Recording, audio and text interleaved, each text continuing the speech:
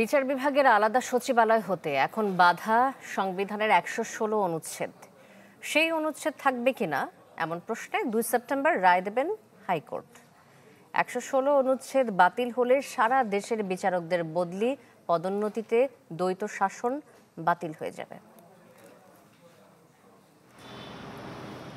বিচার বিভাগের স্বাধীনতার বুলি গেল ৫৪ বছরে সবাই শোনালেও আলাদা সচিবালয় প্রতিষ্ঠায় আগ্রহ দেখায়নি কেউই।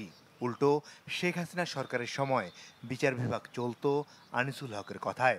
তার কথিত চেম্বার পার্টনার তৌফিকে করিম বিচারকদের বদলি, পদোন্নতিতে চালাতেন ছুরি।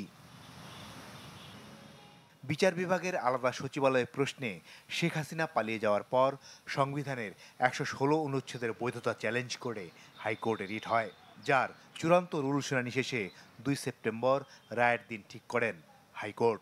শুনানিতে রিটকারী আইনজীবী বলেন, ১১৬ অনুচ্ছেদ বাতিল না হলে বিচার বিভাগ কখনোই স্বাধীন হবে না।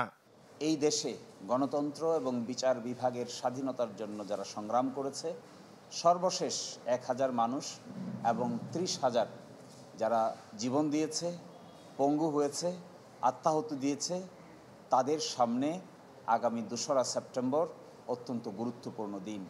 তাদের এই স্যাক্রিফাইসের ফলে যদি ২রা সেপ্টেম্বর আমাদের দেশের নিম্ন আদালত পরিপূর্ণভাবে স্বাধীন হতে পারে, তাহলে এই জাতির জন্য আরেকটি নতুন মাইল ফলক রচিত হবে। বাংলাদেশের শক্তিশালী থার্মিক steel bar famous steel limited. এ মামলায় অ্যামিকাস কিউরি হাইকোর্টকে বলেন, ১১৬ অনুচ্ছেদ রেখে আলাদা সচিবালয় করলে তা হবে প্রতারণা।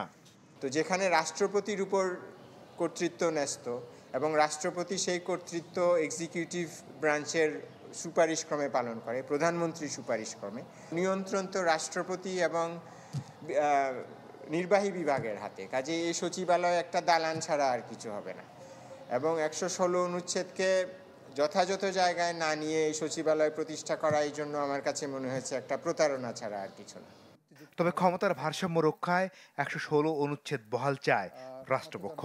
অ্যাটর্নি জেনারেল জানান, আলাদা সচিবালয়ের কাজ শুরু হবে যে কোনো সময়। এখন সুপ্রিম কোর্ট যদি তার উপরে কোনো অবিচার করে, অ্যাডমিনিস্ট্রেটিভ পাওয়ার দিয়ে তার ভেন্টিলেশনের জায়গা আছে, আইন মন্ত্রণালয় বলতে পারবে যে আমি এই অবিচারের শিকার হচ্ছি, বিষয়টা তখন টেক আপ করে তারা সঠিক সিদ্ধান্তে পৌঁছাতে পারবেন। একক হাতে কোনোভাবেই আমরা প্রত্যাশা করি না। আমরা যেমন সরকারের হাতে সম্পূর্ণ থাক সেটাও চাই না, সুপ্রিম কোর্টের একক হাতে আসুক সেটাও আমরা চাই না। বিচার বিভাগের আলাদা সচিবালয়ের জন্য সংবিধান সংশোধন করতে কখনোই এগিয়ে আসেনি সংসদ।